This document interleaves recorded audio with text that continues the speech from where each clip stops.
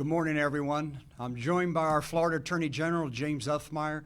General, I know how busy you are. Thank you for making the time to be here today. Absolutely amazing partnership.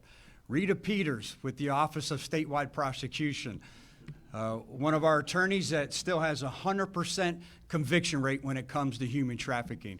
Miss Rita, thank you for being here. Thank you for your dedicated efforts. Jaslyn Vasquez with One More Child is here, and Misty Hazley from Selah Freedom. Both of you, thank you for being here. These investigations are successful when you have these respite resources and care. When we rescue these females and victims of human trafficking, what can we do with them? What do we do with them? What's the next steps? You guys are phenomenal. We're so grateful for your partnership.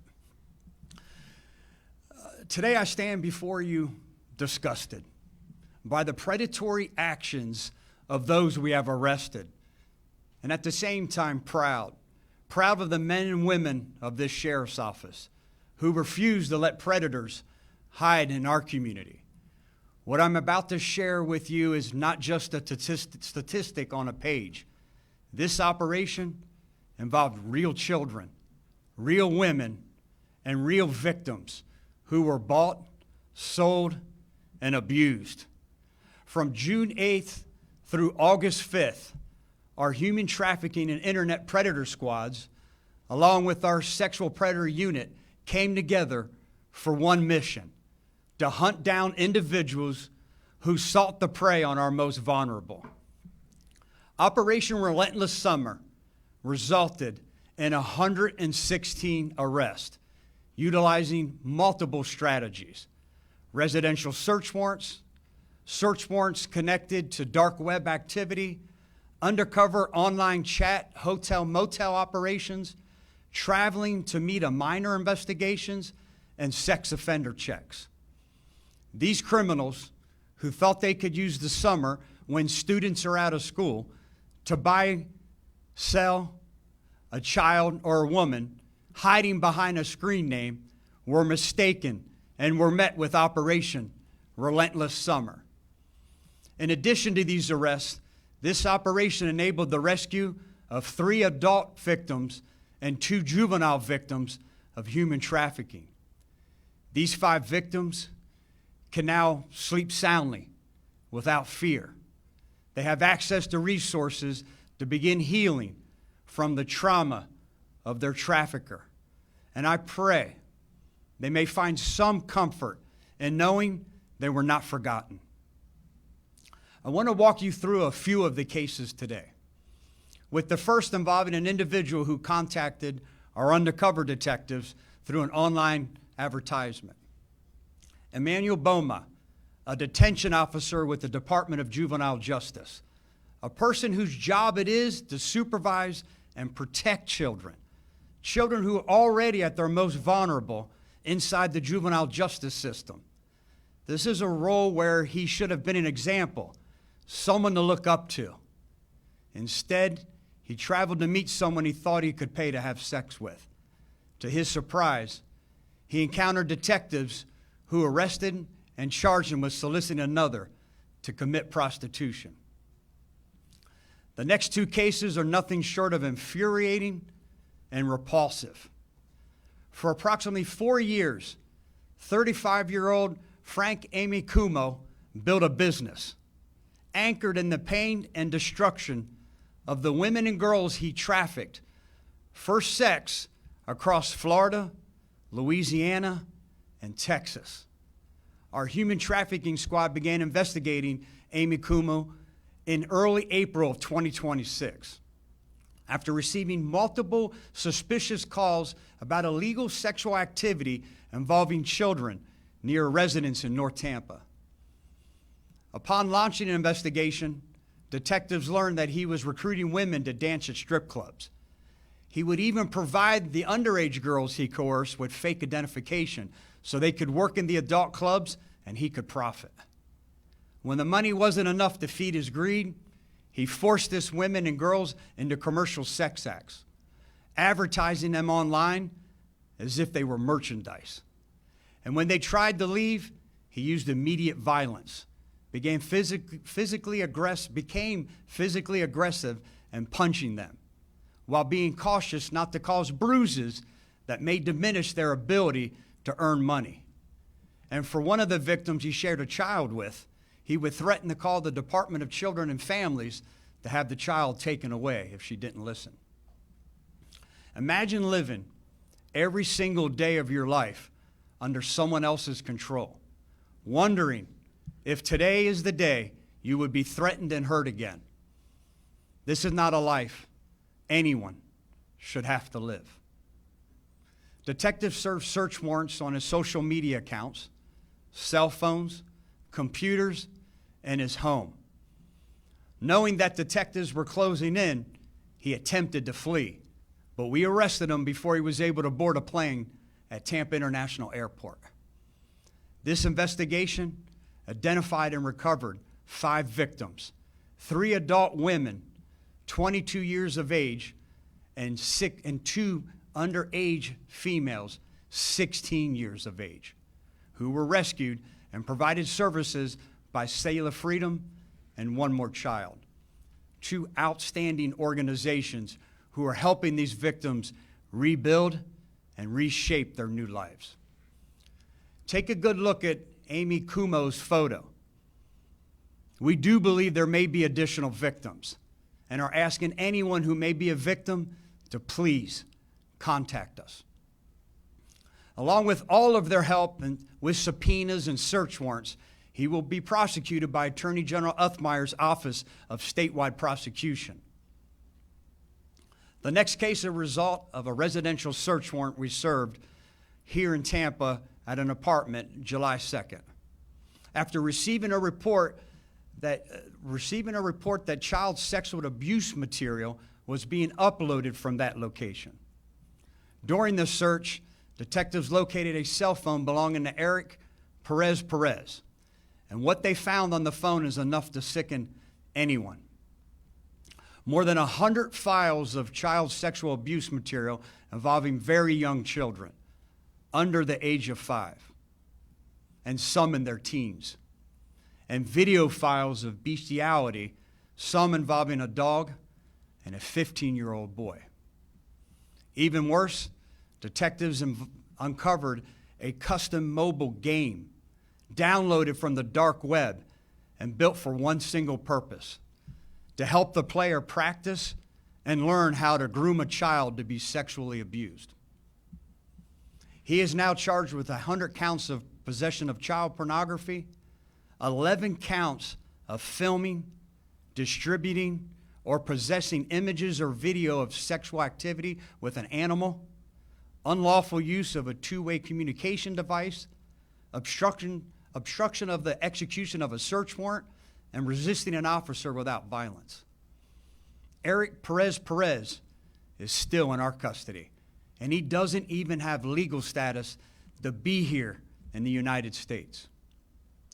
These 3 cases are just a snapshot, a small window into the 116 arrests made during Operation Relentless Summer. This work is not easy. It takes a toll on the detectives who do it. While most of us were vacationing during the summer months, these detectives work long hours, nights and weekends to safeguard our community. I'm so proud of them and grateful for their relentless pursuit of justice. I have said it before, and I will say it again and again, for as long as I am fortunate enough to be your sheriff. I want every single predator listening right now, wherever you are hiding, to hear me. We will find you. We will kick in your door and take you off our streets. There is no screen or crevice that will keep you hidden. At the same token, for anyone listening who may be a victim of human trafficking, it's not your fault. You are stronger than you think. Please call us so we can help you.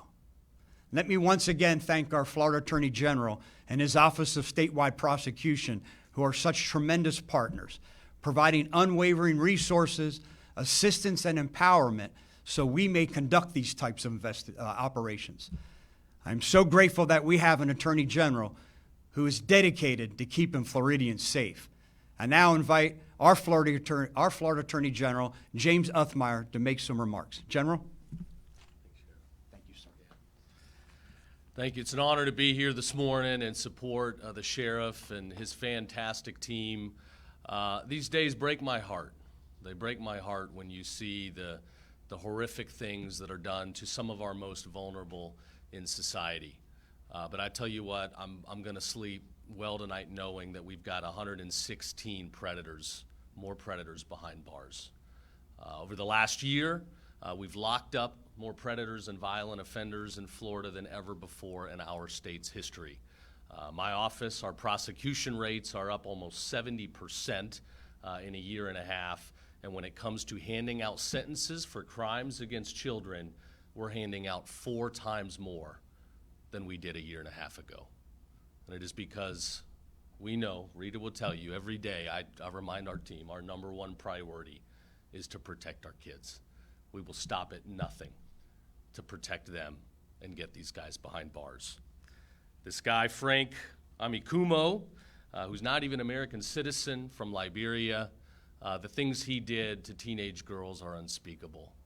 Recruiting them to dance and perform in nightclubs, and then forcing them into commercial sex acts, performances on the internet, horrific things. He's going to go away for the rest of his life. Rita's working on that case, and we're looking at racketeering, conspiracy to commit racketeering, 2 counts of human trafficking, both life felonies, 2 counts of lewd or lascivious battery, deriving proceeds from prostitution, forcing, compelling, or coercing another to commit prostitution, unlawful use of a two-way communication device, tampering with a witness, a life felony, tampering with evidence, and I'm sure Rita's going to find a few more things. We're going to do what you call throwing the book at him. He's looking at least 3 life sentences.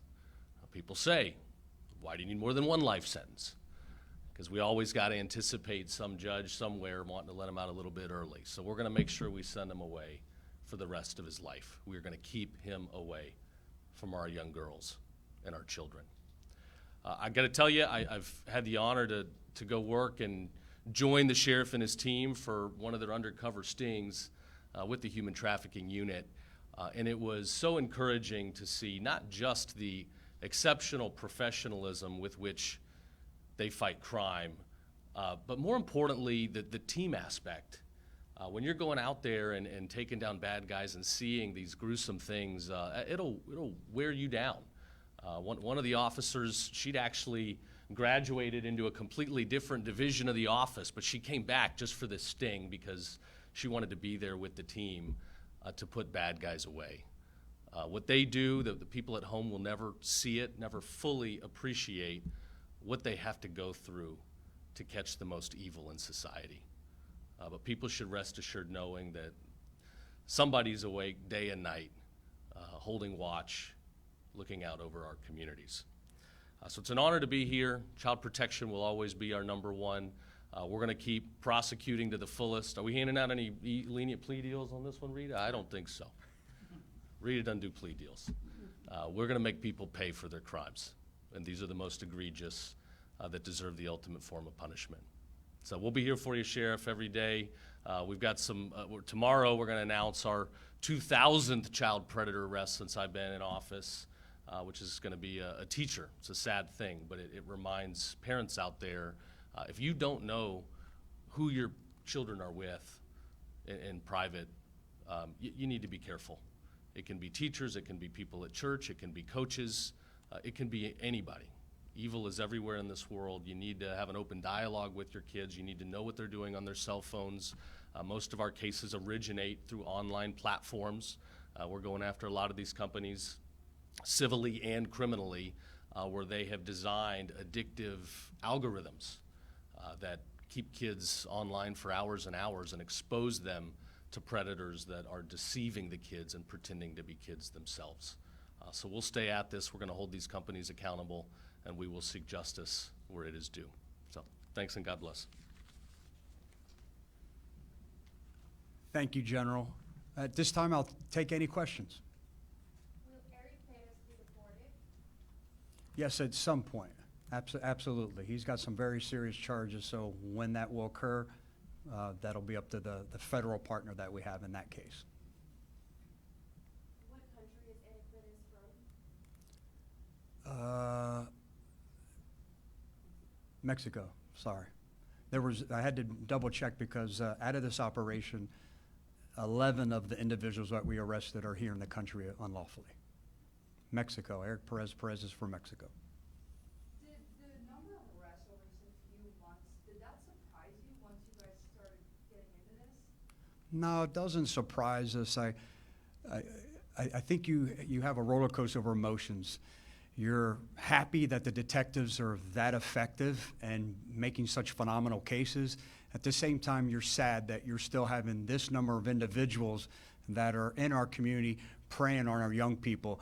I wanted to do this operation. I asked that they forfeit their summer this year, knowing that with kids being out of school and having more free time and spending more time online, predators would see that as a larger opportunity. So I wanted to make sure that they were out there, and obviously they were effective, and I'm grateful that they forfeited their summer to safeguard our community as well as they did. And you guys mentioned the algorithm and social media. Any advice to parents on how to talk to their kids about this? Yeah, the general alluded to it as well. Know who your children are speaking to, know who they're communicating with, know who they're spending their time with. I say this all the time, you hear children talking about helicopter parent. I don't think in today's age there's any such thing. We have to know who our children are speaking to, what websites they're visiting, because this is where their predators see an opportunity. They see a vulnerable child who's unsupervised, whatever the case may be, whatever the environmental factor may be, and they see this as an opportunity to prey on our young people. Sheriff, now that kids are back in school, does the message change for parents, or does that change at all, like what you guys look for, your investigative means? Yeah, great question. Question is, do we change anything now that kids are back in school? We're fortunate here in Hillsborough County. We have the resources. So these units that we talked about, our human trafficking squad, our internet predator squad, our sex predator unit, they're full-time. So they work all year round. This is an announcement of a summer investigation operation that we did. But even there, they still have a lot more work to do. There's more victims that we're working the rescue. There's more suspects that are going to be arrested as a result of this. Unfortunately, I'm not able to talk about it. I'll attack the integrity of the investigation that they're working now. But luckily, in our community, having the resources we have, this is a year-long operation. Sheriff, for those at home who may be watching and needed help, what specific resources are available to them? As far as victims? Yes. Yeah, again, I think that's what makes Tampa Bay so special when you have resources like One More Child and Sail of Freedom.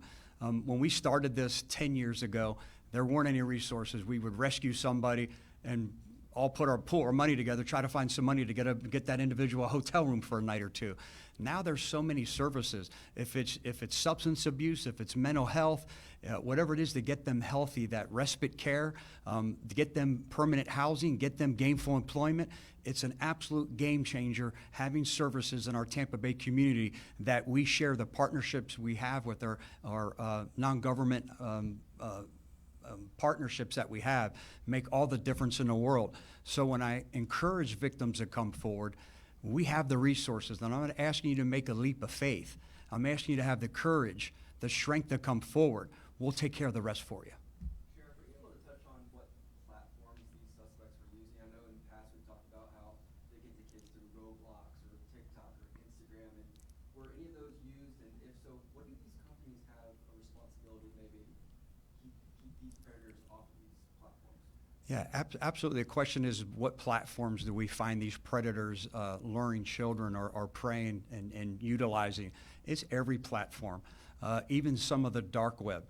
I mean, who would think to create an app where you could download a game that would be an instructional manual to tell you how and instruct you how to entice a child and train them how to be better at being physically and sexually abused? You know, so they're spending a lot of time on the dark web. When I sit here and I warn predators that we're coming for you, that's just not an idle threat. We have access to everything they have access to. And I think we're a lot more highly trained than they are. They have to realize we're going to meet them where they're at, and they're going to be placed under arrest. They're going to be put in jail because we're not going to stop until no one's at risk of being preyed upon by these predators. Sheriff, you shared body camera video with us, and we watched them on the screen there. What stands out to you when you see it? I didn't see it, I'm sorry. They do a great job. I just didn't see the video. What was the video about? The arrest of Eric Perez? Yeah. I think what stands out with Eric Perez is they went to the house and the detectives were trying to be extremely cordial, asking him to open the door, that they had a search warrant for the residence, and he chose not to open up the door. He made us do things the hard way, and I think he thought because he wasn't going to allow us access that we weren't going to make entry, and that's certainly not the case. When we have a warrant for your house, we like to do things the easy way, what they call the nice way, but we're certainly trained to do it any way we need to. Last question. In Perez's cases, did you guys notice or investigators find any AI-generated child files with this? Are you noticing an uptick across the board with this information? We did not. Great question. No AI-generated files. You know, the account is way over 100. They just, 100 is the max statute. That's how it's charged. But again, when I sit here and describe how graphic and repulsive it is, it's worse than you could even imagine. Thank you, everyone. Have a great and safe day.